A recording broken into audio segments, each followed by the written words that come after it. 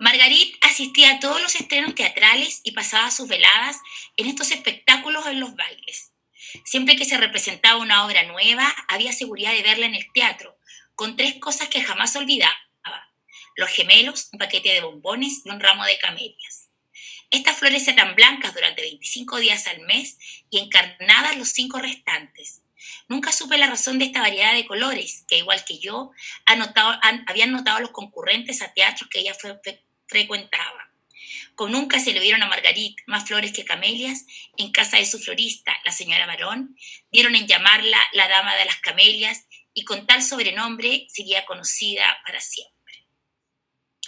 La Dama de las Camelias, de Alexandre Dumas Hijos, es el texto que revisamos hoy en esta nueva edición de la República de las Letras durante la peste universal, en nuestro programa habitual de los días martes, con mis habituales y queridos profesor Bernardo Cienfuegos.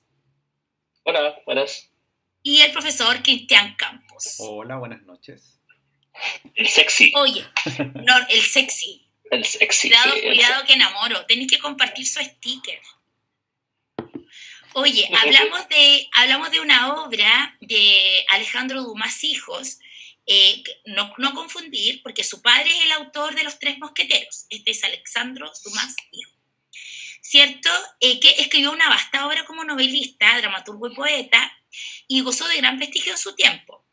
Pero su obra ha pasado a los grandes nombres de la historia de la literatura, con esta obra que comentaremos hoy, La Dama de las Camelias, que publicó en 1848, teniendo apenas 24 añitos.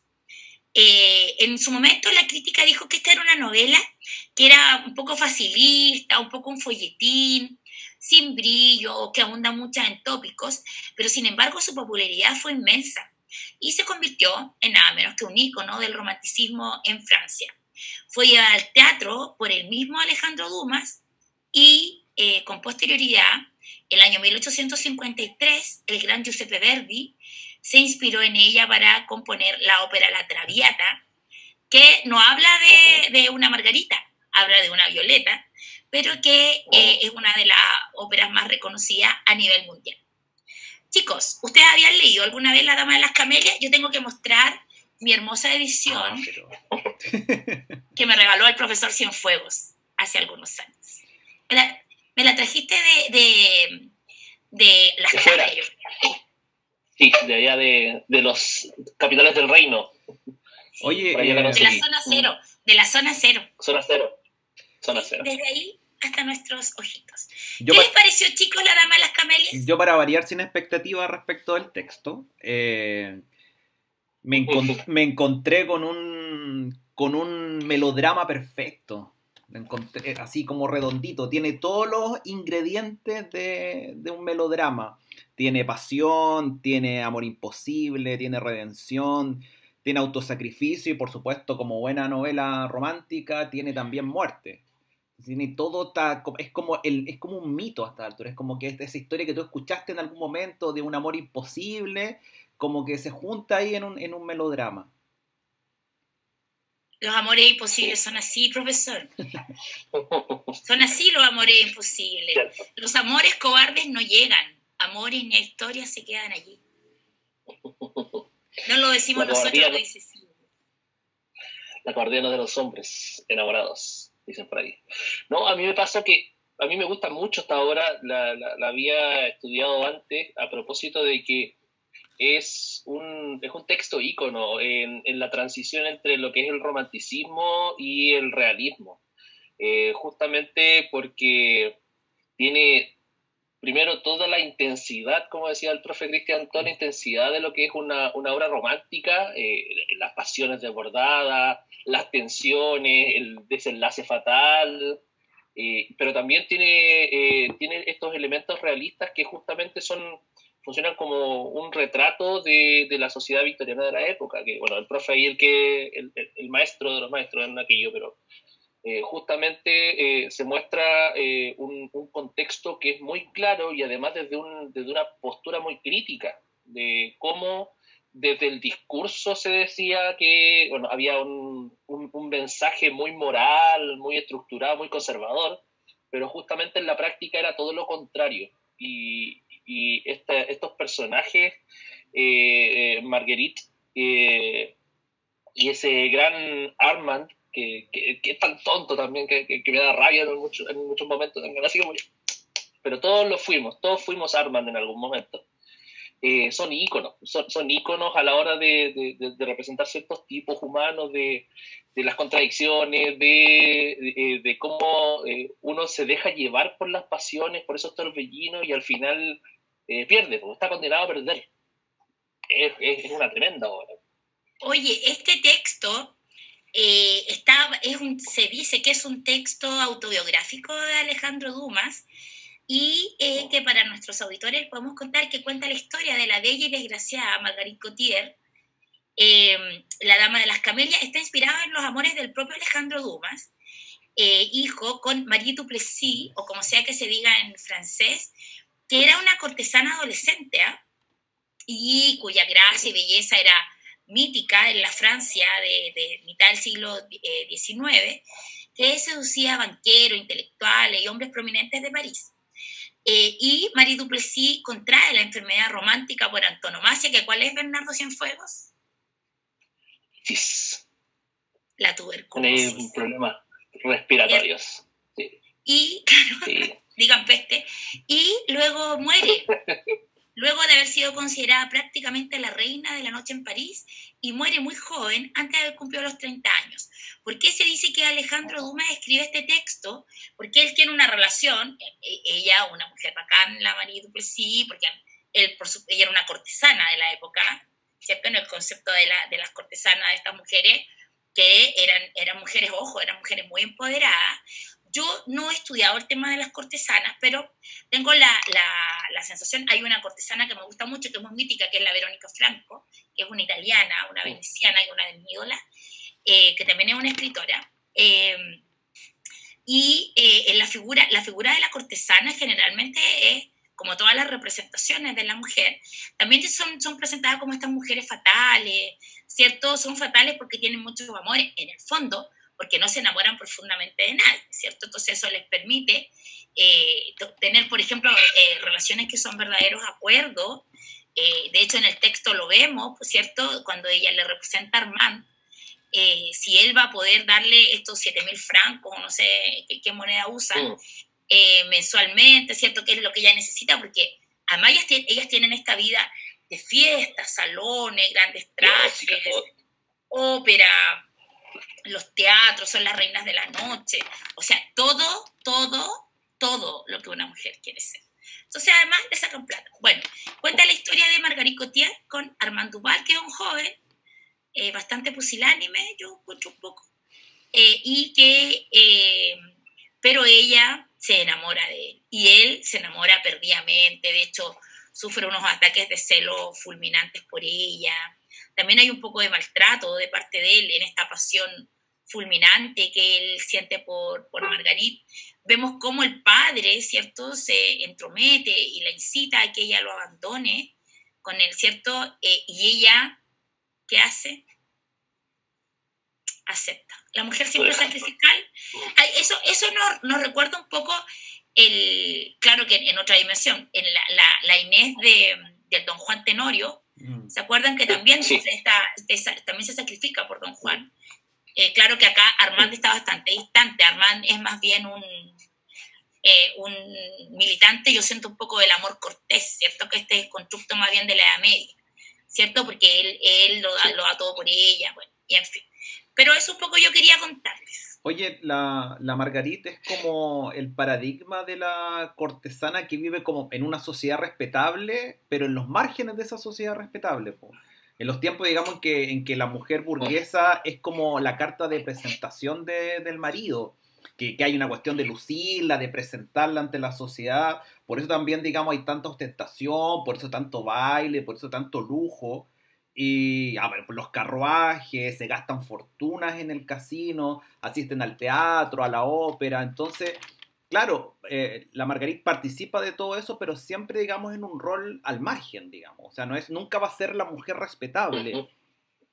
Ahora, hay una atracción también de los jóvenes burgueses por ese ambiente artístico y bohemio del que ofrece París en ese momento, los teatros, los cafés, y que de alguna forma yo siento que como que permite escapar un poco de la rigidez del hogar burgués, de la moral burguesa, y probar un poco una vida mundana de las cortesanas, de los juegos, antes un poco de la vida que viene, que le tienen asignada a ellos, digamos, que es la vida que en el fondo que le construyen los papás, que le tienen armados los papás y que de alguna forma es el papá el que decide, digamos.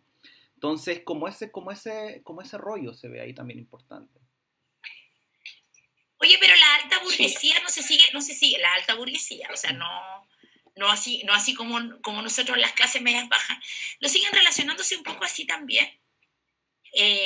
Sí, pues. Yo creo que en los 80, yo creo que hay novelas en los 80 que muestran, o no sé, ponte tú, una novela como, claro que son distintas las construcciones del femenino, pero por ejemplo en una novela se me viene a partir de lo que dice el profe, en una novela por ejemplo como Palomita Blanca de Lafourcade, también están estos jóvenes, ¿cierto?, que tienen relaciones con chicas de clases sociales distintas de las de ellos, y también jóvenes muy bellas y todo lo demás, pero que claramente siempre está esta distinción entre esta mujer que es bella, divertida, pero que no es una mujer que van a casarse, porque hoy en día la mujer que luce el hombre es una mujer que tiene estas connotaciones más bien apegadas a la piedad mariana, la buena madre, te fijas, esta mujer de hogar, del espacio ella como una cuidadora del espacio de lo privado, mientras el hombre se dedica a lo público. Es que la familia es como la institución absoluta dentro de la moral burguesa, perdón. Y de alguna forma, claro, Armand es como que no tiene potestad sobre su vida en realidad, porque de alguna forma él puede tener un amante, pero de alguna forma siempre y cuando la mantenga en el lugar que dicta la higiene pública, la moral pública. O como ¡Ay, qué lindo ese concepto de la higiene pública! Es un buen concepto. Claro, digamos, como para satisfacer sus necesidades nomás, pero no puede, digamos, reemplazarla por una esposa casta, digamos. No puede la cortesana reemplazar a la esposa casta, digamos, y el rol de ella. Bueno, ¿me dejan ir con mi tema? Para empezar Oye, volvemos. Nuevas formas, Estamos volviendo a nuestra normalidad. Entonces volveremos a los temas. Uno vuelve siempre. A los lugares donde fue feliz. Siempre a los viejos sitios. Donde amó la vida. Bueno, partiendo con aquello y recordando un poco la historia de Marguerite, o Margarita, su infancia y cómo todo finalmente termina en que ella se va de este campo, de estos lugares a las afueras de París, a vivir a la gran ciudad, ¿no? Nos vamos con un tema de una grande, Edith Piaf, llamado Danse Mahou.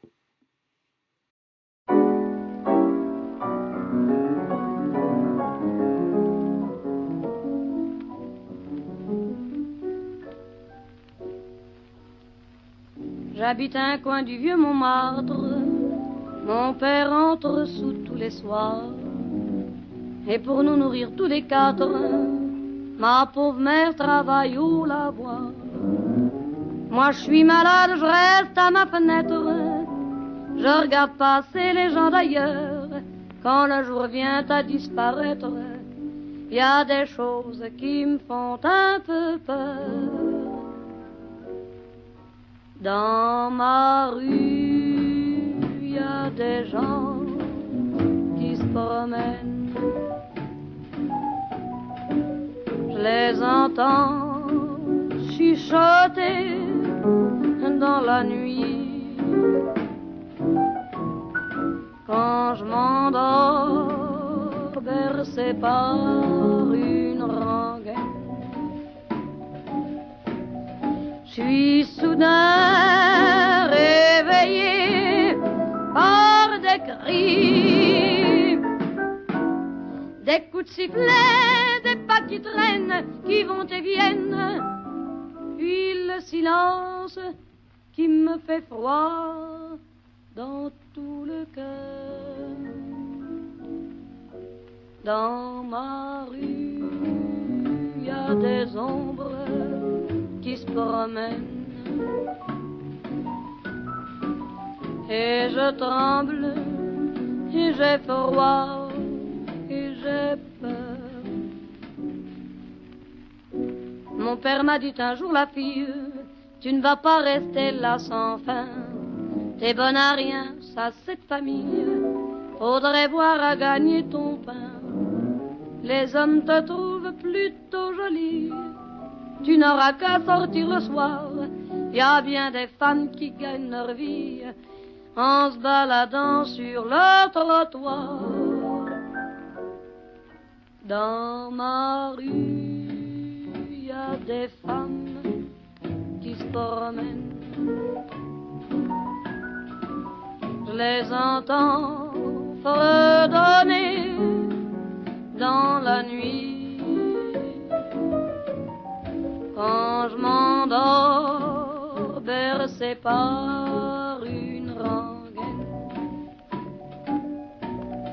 je suis soudain réveillé par des cris, des coups de sifflet, des pas qui traînent, qui vont et viennent, puis le silence qui me fait froid dans tout le cœur. Dans ma rue, y a des femmes qui se promènent et je tremble et j'ai froid et j'ai peur. Et depuis des semaines et des semaines, j'ai plus de maison, j'ai plus d'argent. Je sais pas comment les autres s'y prennent, mais j'ai pas pu trouver de clients. Je demande l'aumône aux gens qui passent, un morceau de pain, peu de chaleur. J'ai pourtant pas beaucoup d'audace. Maintenant c'est moi qui leur fais peur. Dans ma rue, tous les soirs, je me promène. On m'entend sangloter dans la nuit. Quand le vent jette au ciel sa rengaine, tout mon corps est glacé par la pluie. Mais j'en peux plus, j'attends sans cesse que le bon Dieu vienne pour m'inviter à me réchauffer tout près de lui. Dans ma rue, il y a des anges qui m'emmènent pour toujours. Mon cauchemar est fini.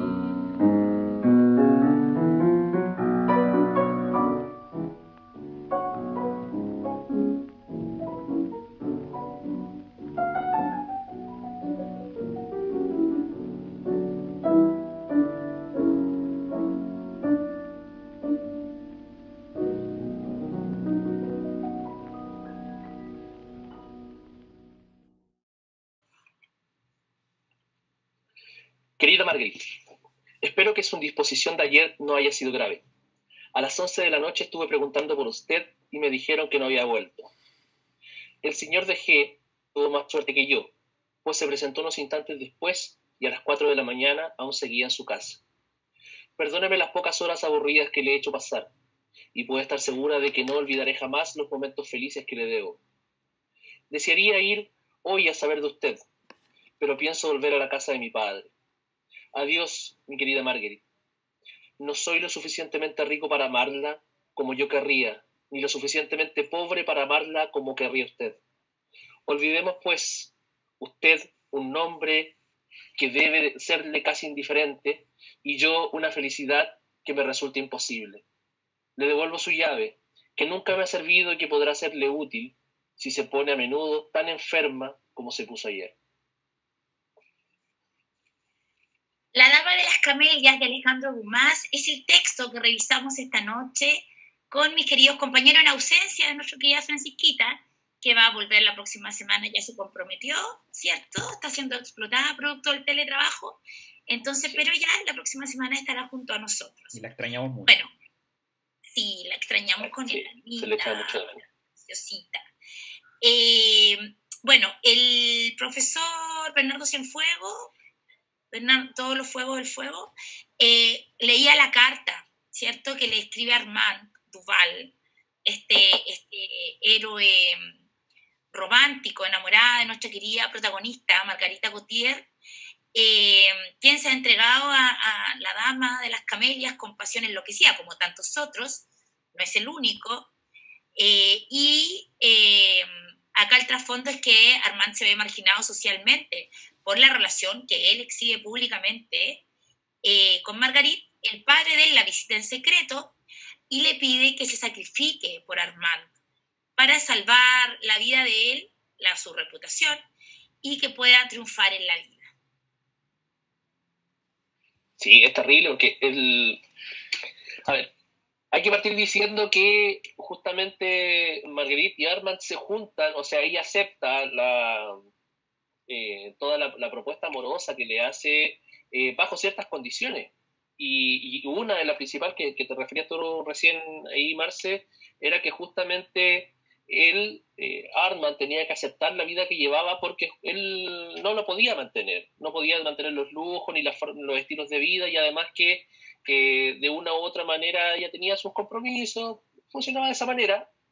Él acepta. A ver, ella estaba muy endeudada, que también era claro, propio de las cortesanas de la época, porque ellas sostenían este estándar de vida que les permitía acceder a estos grandes salones, pero no de la mano de la fortuna de un hombre, ¿cierto? Sino que ellas se autoabastecían, digamos. Ella en algún momento menciona Claro. más o menos lo que gasta anualmente, que son más o menos 100.000 francos, y lo dice en una página.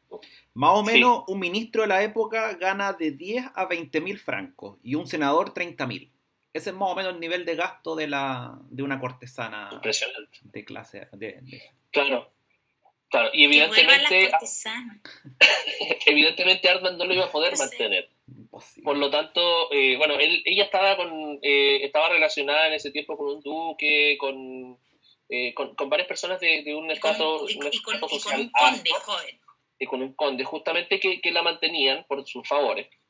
Y justamente la condición era esa.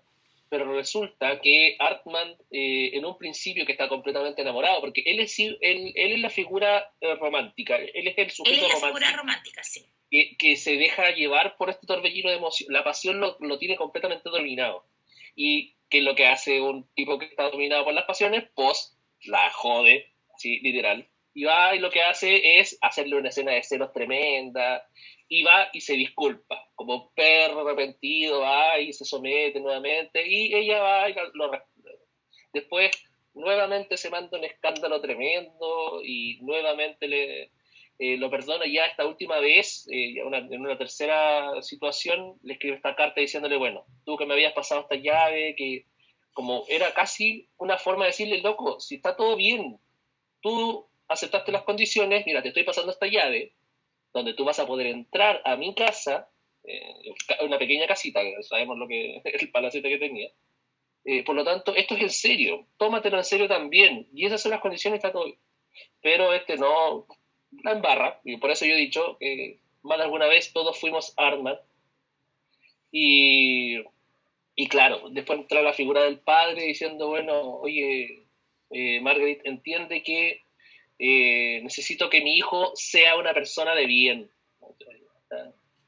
siga por la senda recta de lo que significa su vida, ¿ya?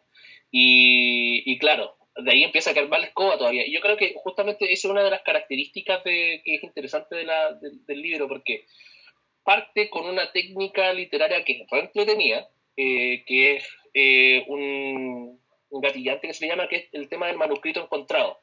Porque parte todo con un narrador que uno no sabe muy bien quién es, que encuentra, después de muerta ya Marguerite, en esta subasta, va y se interesa por un libro, y el libro tiene una dedicatoria. Y ahí empieza a surgir todo este relato, y va terminando como que todo va empeorando, ¿no? Todo es peor. Después de estas escenas, después de estos dramas, aparece que Armando cortejando a la amiga de ¿cómo se llama? Sí, de Apolonia, ¿cómo se llama? Apolonia. No me acuerdo. Se arma todo un dramón, y justamente como decía el profe al principio, es un culebrón venezolano, una novela mexicana de aquellas, es la mejor telenovela de Sabatini de los 90, no sé. Oye, ¿sabes que no es menor porque yo creo que sí el formato, ahora, se ha dicho que no, es un folletín, o sea, sí fue tratado en su momento, a pesar del tremendo éxito que obtuvo inmediatamente, apenas es publicada esta obra, pero es un folletín novelesco. Pero sabes tú que efectivamente tú ves todos los elementos propios de un culebrón, de lo que sería hoy en día en la televisión un culebrón, o sea, como uno dice un poco como un estereotipo, un culebrón venezolano, porque además acá está la peste también, que cruza todo esto, ¿cierto? Esta mujer que es bella, que es empoderada, ¿cachai? Que a pesar de que se enamora, sigue tomando decisiones que son propias, porque incluso en esta decisión que ella toma de abandonar y de alejarse de Armand, también hay un empoderamiento, una decisión que es personal, que si bien es cierto está guiada por el padre de Armand, pero igual hay un empoderamiento interesante. No es una mujer carente de voluntad, claramente, pero ¿qué le pasa? Está cruzada por la tragedia de además padecer una fuerte tuberculosis, ¿cachai? Lo que hoy día sería coronavirus. Pero yo siento que hay un verdadero molde, porque, o sea, estos celos destemplados de él, los ardides de él, Armand pasa un momento en que solamente vive para la pasión que le despierta ella, o sea, yo no sé si ella no hubiera tenido tuberculosis, este otro lo hubiera terminado en un femicidio, y ahora tiene elementos propios de la tragedia, de la tragedia griega también, en esta imposibilidad, en esta impotencia de la potencia del amor también, ¿cachai? Bueno, y de hecho eso es muy romántico, o sea, el tema de los absolutos y de cómo es tanta la tensión, porque hay que mencionarlo desde esa parte, o sea, la pasión que particularmente él siente es absoluta. Ella también la siente, pero de una manera distinta, sabiendo que está atada a sus compromisos, ¿ya? Y justamente es tanta esa tensión y el deseo de libertad, comillas, aquí esa cuestión. Otra cosa interesante, él desea su libertad en cuanto a los compromisos que tenía para con su padre o para con su familia respecto a sí mismo, o sea, su familia y cómo ser el sujeto, modelo, hombre de la época, pero y cómo eso termina de manera fatal, o sea, también es una cuestión muy romántica, ahora, yo creo que de lo destacable de justamente de esto es que este culebrón que hablamos, Olimpia, sí, se llamaba la chica con la que, claro, justamente sirve para ir generando estas tensiones e ir colocando en tensión elementos que van mucho más profundos. Cuando uno analiza la obra desde lo superficial, evidentemente que es un folletín, es una telenovela, y no sale de eso. Pero resulta que hay cuestiones que subyacen, como toda buena obra, y toda obra universal, por cierto, que destacan en una segunda lectura, y que, por ejemplo, tiene que ver con, primero, jamás se declara explícitamente un acto sexual, siendo que estamos hablando de una mujer o de un grupo de mujeres que se dedica a aquello. Segundo, a las mujeres pero no se les trata nunca como... Yacen claro, juntos. Pero, claro, lo que no hay es una descripción directa del acto sexual. Exacto, nunca son prostitutas propiamente tal, sino que son mujeres entretenidas, ¿cachai? Comillas. Por lo tanto, todas esas cosas, en el uso del lenguaje, en cómo dialogan unos con otros, va denotando el hecho de que la crítica de Dumas al propio sistema, de que todo lo enmascara. O sea, cómo a través del lenguaje te enmascara una realidad que, por cierto, desde la puerta hacia afuera era muy mal vista, pero en otros espacios se vivía intensamente, como decía el profe. Sé que yo siento eso, que si bien se ve, digamos, como una historia de amor perfecta, pero también dentro de lo que hace Dumas hay una crítica a una sociedad que es profundamente materialista, que es utilitaria, que es falsa, y de alguna forma el amor de Armand y Marguerite es como este ideal irrealizable, esta crítica al propio progreso económico que había instalado, digamos, donde la felicidad era el progreso económico, de acuerdo a la moral burguesa, y desde ahí, digamos, la burguesía había construido todos sus valores, toda su moral, y que de alguna forma era el pilar fundamental, digamos, de su sociedad, y ahí hay una crítica ahí profunda. ¿A qué le toca el tema? ¿Quién va con canción? Les toca a uno de ustedes. Ay, mira, yo iría, ¿sabéis con cuál? Que yo sé que no me la va a poner porque como volvimos a esto de la radio, o sea, nunca nos hemos ido de la radio, nótese, pero no íbamos con temas. Y el otro día un amigo me mandó una canción que la podría haber puesto, no la voy a poner porque no voy a atacar al nuestro querido radiocontrolador.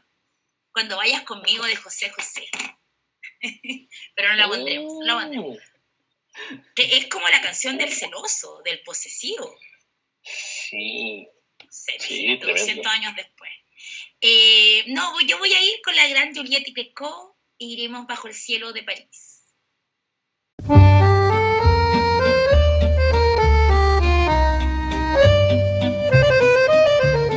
Sous le ciel de Paris s'envole une chanson. Elle est née d'aujourd'hui dans le cœur d'un garçon. Sous le ciel de Paris marchent les amoureux. Leur bonheur se construit sur un air fait pour eux. Sous le pont de Bercy, un philosophe assis, deux musiciens, quelques badauds, puis des gens par milliers. Sous le pont de Paris, jusqu'au soir vont chanter l'hymne d'un peuple épris de sa vieille cité. Près de Notre-Dame, parfois couvre un drame. Oui, mais à Paname, tout peut s'arranger. Quelques rayons du ciel d'été, l'accordéon d'un marinier, l'espoir fleurit au ciel de Paris. Sous le ciel de Paris coule un fleuve joyeux. Il endort dans la nuit les clochards et les gueux. Sous le ciel de Paris, les oiseaux du bon Dieu viennent du monde entier pour bavarder entre eux. Et le ciel de Paris a son secret pour lui. Depuis 20 siècles, il était pris de notre île Saint-Louis. Quand elle lui sourit, il met son habit bleu. Quand il pleut sur Paris, c'est qu'il est malheureux. Quand il est trop jaloux de ses millions d'amants, il fait gronder sur nous son tonnerre éclatant. Mais le ciel de Paris n'est pas longtemps cruel. Pour se faire pardonner, il a être un arc-en-ciel.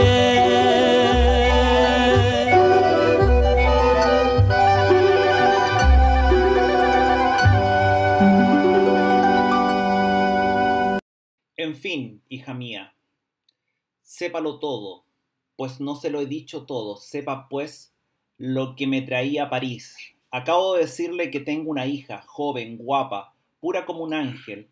También ella ama y quiere hacer de ese amor el sueño de su vida. Le escribí todo esto a Armand, pero estaba tan ocupado con usted que no me contestó. Bueno, pues mi hija va a casarse, se casa con el hombre que ama y entra en una familia honorable, que quiere que todo sea honorable en la mía. La familia del hombre que será mi yerno se ha enterado de la vida que Armand lleva en París y ha manifestado que retirará su palabra si Armand sigue viviendo así. En sus manos está el futuro de una niña que no le ha hecho nada y que tiene derecho a contar con el futuro. La Dama de las Camelias de Alejandro Dumas es la novela que revisamos esta semana en nuestro programa habitual, La República de las Letras. Es una novela que fue publicada en el año 1848, cuando Alejandro Dumas, hijo, tenía apenas 24 añitos. Y para los que se suman recién, podemos decir que se ha dicho que es la historia autobiográfica de Alejandro Dumas con Marie Duplessis, quien era una cortesana adolescente y que fue considerada la reina de la noche en el París de mediados del siglo XIX. Ya. En ese texto que yo les mencionaba... Tú ibas con el texto del papá. Sí, en ese texto que yo les mencionaba, ahí está la aparición del papá, o del patriarca en el fondo.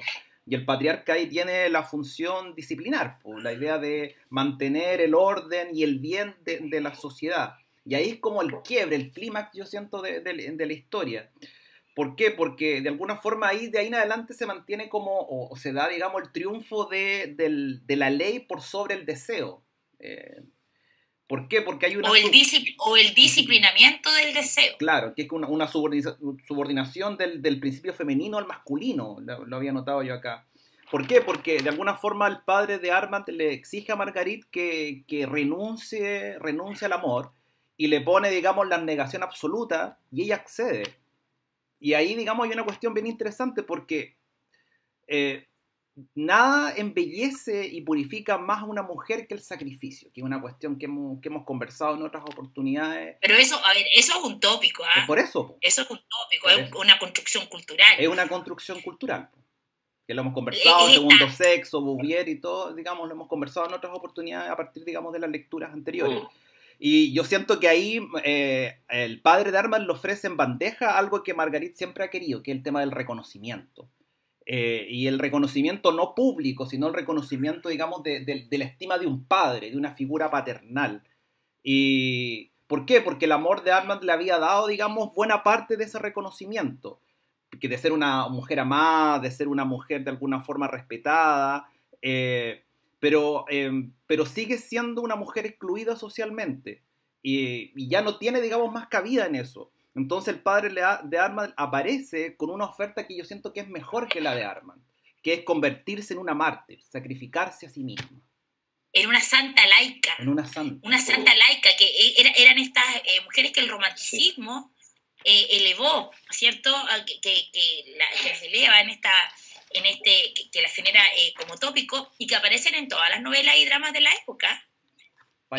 Ahora, lo que logra, yo creo, Alejandro Dumas, porque las novelas de la época estaban llenas de estas mujeres sacrificales, por decirlo de alguna forma, era bastante convencional y prototípico, pero lo que pasa con Marguerite Cotillard es que conmueve la imaginación de los lectores por la autenticidad del romance previo, según mi modesta apreciación, ¿cierto? Y porque ella salva a su amante del escándalo y a ella la condena a la pérdida del amor y como del verdadero amor y de la desesperación.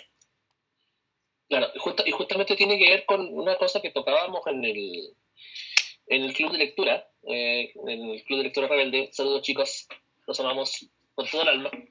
Que tiene que ver con cómo cómo los personajes se hacen coherentes, cómo un buen escritor construye personajes coherentes, no haciéndolos absolutos, sino que justamente mostrando todas sus contradicciones y todas sus fracturas, todas sus cariz con respecto a la vida en sí misma. O sea, está claro, o por lo menos, y acá hay una cosa que yo quería destacar a propósito de lo que decía el profe. Estamos conociendo la historia desde la voz de un hombre, de Armand, primero, que se la va relatando a este narrador que no sabemos quién es, simplemente que él es el que adquirió el libro. Eso ya marca una mirada a analizar. O sea, hay que prestarle atención a eso, porque justamente no es que ella nos relate su historia, sino que es él que va contando las cosas que sabía, las cosas que pasaron, ¿no? Y además que justamente a partir del desarrollo de la historia se sabe que Margarita estaba enamorada de este chico, por lo tanto no era que no lo amara, pero justamente ella sabía que bajo ciertas condiciones no podía entregarse y que no podía llegar a cumplir sus sueños. O sea, era muy pesimista, y esa es otra característica del romanticismo, o sea, de este personaje romántico, que justamente a pesar de que de la existencia del amor, a pesar de la existencia del querer entregarse, ella quiere salir de su vida en algún momento, pero justamente sabe que no puede. Y esta fatalidad además tan propia del romanticismo. El hecho de ir renunciando a cada una de las cosas que ella quiere, justamente la ponen en tensión. O sea, pero uno preguntaría, ¿pero por qué renuncia a lo que quiere? Bueno, es lo que hacemos todos. Todos, la realidad es así, y justamente eso es lo que se refleja muy bien en la obra. Y además, y que yo creo que ahí justamente viene el clímax de todo, como decía el profe, es cuando Armand se da cuenta. Cuando Armand se da cuenta de que justamente ella no lo había dejado porque quería, porque se había aburrido de él, o porque nunca jamás le interesó, sino que realmente había sido un sacrificio para que él fuese el hombre que su familia y su padre esperaba, fue como el bombazo de toda la cuestión. Oye, pero es muy interesante esto que acotaba el profe, de estos acuerdos, ¿cierto? Estos acuerdos sociales en que se sustentan instituciones que en definitiva sustentan a su vez estructuras y modelos, ¿cachai? Y dentro de eso está porque todo parece muy natural, o sea, y que yo creo que una de las gracias de Dumas, que hace aparecer muy natural esto de, bueno, hay un acuerdo, y este acuerdo es que Armand tiene que hacer su vida como o sea, un poco la vida para la que nació.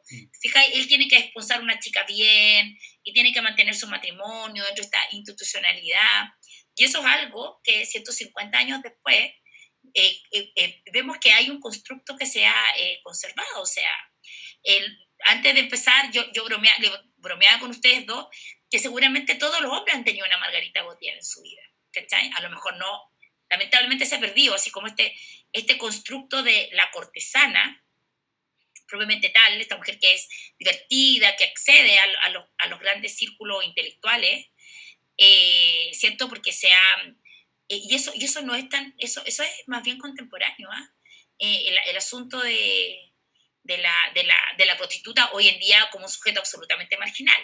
O sea, hoy en día, porque digamos que Margarita era una prostituta, hoy en día la prostituta es un sujeto marginal, y esto me viene, no sé si tiene mucho que ver, pero lo quiero decir igual. En la Pampa Salitrera, para el pago de los obreros, viajaban las prostitutas de Tocopilla. Voy a poner el ejemplo que me lo contó mi abuelo, que en paz descanse. De Pedro de Valdivia viajaban las prostitutas, le pagaban a los sujetos, pero ojo, porque las prostitutas podían luego casarse con los obreros, o sea, ellas podían hacer el tránsito y pasar a formar parte de la sociedad común. Eso pasó el siglo pasado, en la segunda parte del siglo, entonces pasó en la Pampa Salitrera. Las prostitutas hacían el tránsito y pasaban a ocupar el espacio de estas mujeres, ¿cierto? A ser madres de familia, a constituir familias relativamente normales dentro del disciplinamiento. Pero, o por ejemplo, hoy la prostituta de los tiempos actuales es un sujeto considerado absolutamente marginal. O sea, nadie puede representarse que se va a enamorar de una prostituta y la va a hacer su esposa, por ejemplo, su cónyuge, ¿cachai? Y en eso, bueno, hay una diferencia. Quería decir eso, ¿no? Porque me encanta ese tema. De hecho, sí, no, es que es interesante porque justamente hay un personaje dentro de la obra que se llama Prudence, que es la vecina y amiga digo, muy entre comillas, de Marguerite, pero y justamente ella cuando fue joven trabajó, porque así, como cortesana, estuvo dentro de este ambiente, pero sin embargo ella sí hace el tránsito. Ella justamente sale de eso y se dedica a vender ropa y vender otras cosas. Obviamente que está caracterizada como una mujer muy interesada, y se nota sobre todo cuando Margaret se enferma y ella ya no la va a ver porque justamente no tiene dinero, no tiene que prestarle o regalarle. Pero se deja entrever que justamente sí se puede, pero evidentemente tiene consecuencias. Tiene consecuencias en las personas porque es un estigma con el que cargan siempre. Que no es el caso como lo que comentabas tú, pues, o sea, se puede hacer el tránsito justamente de las prostitutas que iban a La Pampa a estar con los hombres cuando le pagaban y quedarse ahí viviendo y poder formar una familia, y estaba todo bien. Pero era interesante justamente cómo se puede o no, pero depende de la decisión.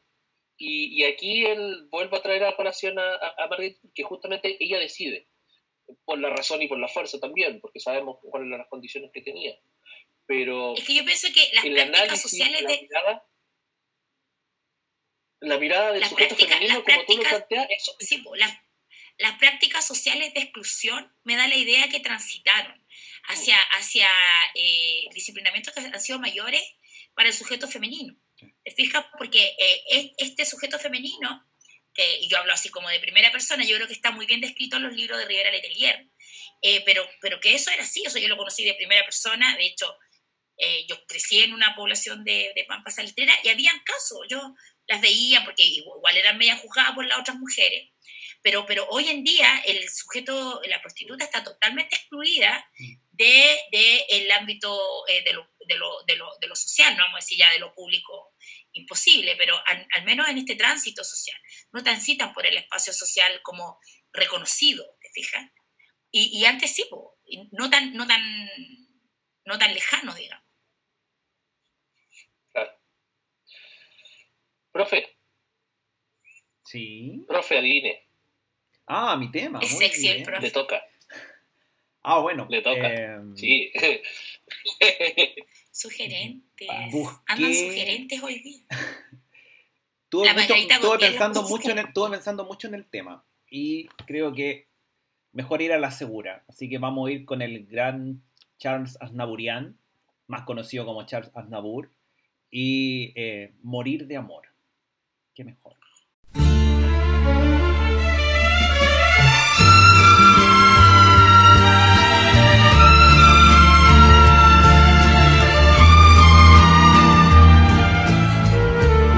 mundo cruel me ha condenado, sin compasión me ha sentenciado. En cambio no siento temor, morir de amor. Y mientras se juzga mi vida, no veo más que una salida en contra de mi corazón. Morir de amor, morir de amor, es morir solo en la oscuridad, cara a cara con la soledad, sin poder implorar clemencia ni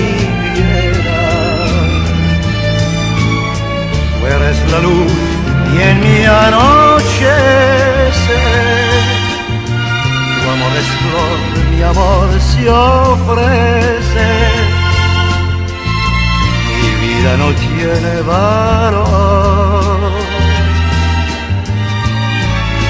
Morir de amor. Si nuestro amor es invencible y ante los hombres imposible, no tengo otra solución.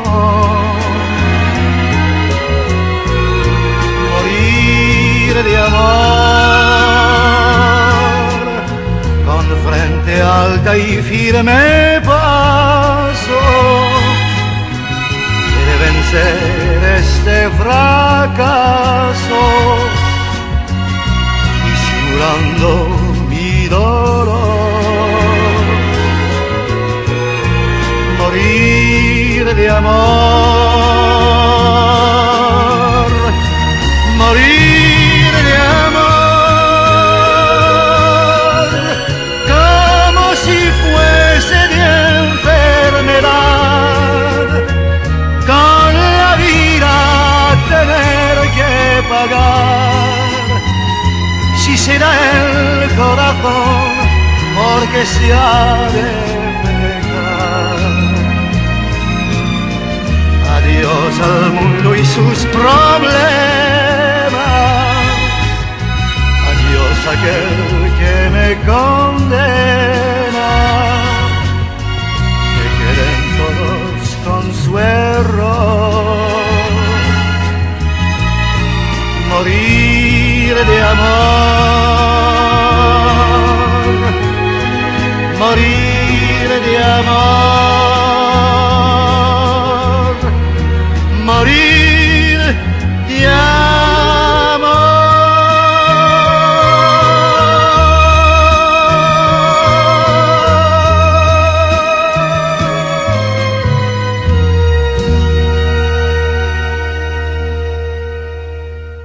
Al fin, esta mañana recibí carta tuya. Bien la necesitaba. ¿Llegará a tiempo mi contestación? ¿Llegarás para verme? Hoy es un día feliz que me hace olvidar todos los que he pasado de 6 semanas a esta parte. Hasta me parece que estoy mejor. No obstante, la tristeza bajo cuya impresión te he escrito. Después de todo, no siempre ha de pesar sobre uno la desgracia. Cuando siento que es posible que no me muera, que vuelvas a mi lado, que llegue a ver la primavera, que tu cariño no haya desaparecido, que podamos volver a vivir juntos. Pero qué locuras pienso. Apenas puede mi mano sostener la pluma y doy cabida en mi mente a todas estas fantasías. Ocurra lo que ocurra, Armando querido, repito que te amé con locura y que hace ya mucho que hubiera muerto si no me sostuviese el recuerdo de ese amor y una vaga esperanza de volver a tenerte a mi lado. Qué pena. La Dama de las Camelias de Alejandro Dumas, esta noche en la República de las Letras, con Armando Duval por partida doble, mis queridos profesores, muy armandos ambos recordando a sus Margaritas y Margaritos Gutiérrez, en la República de las Letras. Como volvimos al formato de la música, ya tenemos poquito rato, entonces vamos con las últimas consideraciones para hacer nuestros saludines y avisos correspondientes. Sí, yo lo último, que se me quedó ahí en los apuntes. Hay harta referencia en la obra al tema de la plata, del dinero, por la cuestión, digamos, de la transacción y la moral de la época que hemos conversado harto en esta pasada. Pero también, digamos, la obra fue escrita en 1848 y precisamente, digamos, es una época bien convulsionada en Francia, que precisamente tiene que ver con una revolución que lleva al derrocamiento del rey burgués, Luis Felipe de Orleans, y también el establecimiento de la Segunda República. Entonces, es una época bien compleja en términos políticos, porque además coincide con un periodo de malas cosechas, donde sobre todo las clases más bajas sufren mucha hambruna, y también, digamos, todo el desarrollo industrial que venía trayendo Francia de las décadas anteriores tiene un frenazo bien importante. Junto con Inglaterra eran como los grandes países industrializados, digamos, a mediados del siglo XIX. Entonces, también eso coincide con que miles de obreros quedan sin trabajo, digamos. Entonces, para sumarle contexto a la obra. Sí, otra cosa que agregando un poquito a eso y con otros elementos más, es que me parece interesante que de una u otra forma, siento que, bueno, la Dama de las Camelias aparece en 1848 y ¿cuánto tendrían que haber sido? Unos años, una década después tendrían que haber aparecido Los Miserables, que es como la obra de Víctor Hugo, que como que resuena con lo que es el romanticismo, Francia y todo ese tema, que también había un enfrentamiento entre ellos, ojo con ese detalle, que podrían averiguarlos. De hecho, el Alexandre Dumas es elegido miembro de la Academia Francesa en 1874 y Víctor Hugo se opone. Evidentemente, ahí es una diferencia. Sí, como se tira ahí en medio. ¿Cómo se llama la obra? ¿Cómo se llama la obra la de Notre Dame? ¿Cuál? La que da Nuestra Señora de París. Los milagros, no, Nuestra Señora de París. No, Nuestra Señora de París se llama, justamente. ¿Qué debiéramos hacer? Bueno, lo dije. Es que son largas y la gente no sabe que yo ando haciendo cosas para que me funen en Twitter. Oye, que son muy largas. La Marce lee 8 libros en la semana y nadie encima se da el tiempo de que la vayan a funar a Twitter. Una crack. Soy una crack. Siempre se No, pero ya no leo 8 libros a la semana. Tuve mi momento, el Bernardo sabe que es así. No, sí, con suerte paso con 2 o 3. Bueno, decir que es súper interesante y voy a volver a recalcar el hecho de que es una muy buena obra de transición para estudiar cómo se involucran los elementos realistas y los elementos románticos, que son muy potentes. También decir que, como dato curioso, en el 48 sale La Dama de las Camelias, en el 52 es que el propio Dumas, como decía Tumbarse temprano, estrena la versión dramática. En el 53 se presenta La Traviata de Verdi, ¿ya? De Giuseppe Verdi, y posterior a ello sale el Moulin Rouge, el Molino Rojo, Moulin Rouge, que está basado en La Traviata. Por lo tanto, la influencia de La Dama de las Camelias es súper potente y ha tenido grandes obras que se han basado en ella, ya eso lo sabemos. Así que es un imprescindible, es uno de los tantos imprescindibles que hay que leer, y ojo, es súper fácil de leer.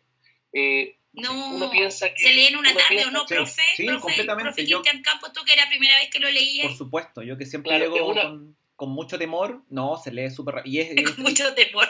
El profe, yo que siempre leo con mucho miedo todo esto. Todas estas cosas que me pueden destruir el alma, las leo con mucho temor. No, y de hecho, yo pensé en algún momento que la traducción había sido poco amable, porque de repente tienden a simplificarlo todo y a arruinar las obras, pero no. La pluma de Dumas es bastante simple y clara, y es muy amable, así que una maravilla, ¿no? Nada más que eso. Oye, y además, ¿cómo olvidar que fue llevada al cine magistralmente en aquella Margarita, que cada vez que uno le dice Margarita Gautier, uno piensa en la magnífica imagen de la Greta Garbo. Está liderada la película, está en el YouTube, y es una tremenda película. Yo que solo tengo una disfunción cerebral entre ver la película por textos que me gustan mucho, como este texto, pero es una película que uno la puede ver 1000 veces, es una maravilla. Hermosa. Y es bastante fiel al texto, si bien es cierto, el texto en sí es un goce estético. Yo encuentro que de verdad es un texto muy bonito. Folletín podrá ser un poco, pero a mí me parece que para las mujeres que nos gusta el amor es un texto muy bonito. Pero tiene más profundidad, tiene mucha más profundidad. Sí. Y es rico de leer, o sea, es rápido de leer, se disfruta un montón, es súper atrapante. Sí. No hay que tenerle temor. ¿Ves? Al profe le gustó. El profe temía. Pero yo creo que el profe temía por su vida. Temía por su vida. La gente no lo sabe, lo vamos a decir en secreto. Ya, oye, últimas consideraciones. Le mandamos cariños como siempre a nuestro querido Club de Lectura. La semana pasada la gran Karen Tapia estuvo, corazón coreano para todos, estuvo en el campamento Altamira haciendo cuentacuentos, una cuestión, chicos, que va a morirse, para que después nos funaran en Twitter. Le damos cariño a nuestros siempre aliados chicos de Movimiento Urbano. Vamos a seguir haciendo biblioteca, ya no vamos a subir las fotos a Twitter. Solamente a Facebook, la gente de Twitter no odia, sobre todo los rechazos. Y, ¿qué más? El domingo hay club de lectura, vamos a leer unos cuentos de la Mariana Enríquez, que es una argentina, yo no he leído todavía nada de ella, pero que está súper mega recomendada. Eso. Y cariño al club de lectura, en especial a la María Ángeles, que sabemos que nos escucha y que es una tremenda lectora. Okay. María Ángeles, si quieres te presto mi texto, que es muy bonito. Además huele. El olor de eso debe ser maravilloso. No, huele a rico. Y además me lo mandó el profe que ella quiere mucho. Ya, la próxima semana vuelve la Fran. Sí. Ella dijo que ella iba a elegir el texto porque está rebelde. Perfecto. Sí. Ya. Y eso, ya sabremos qué nos depara el destino. Eso. Y esta ha sido esta romántica República de las Letras. Muy buenas noches. Muy buenas noches. Chao.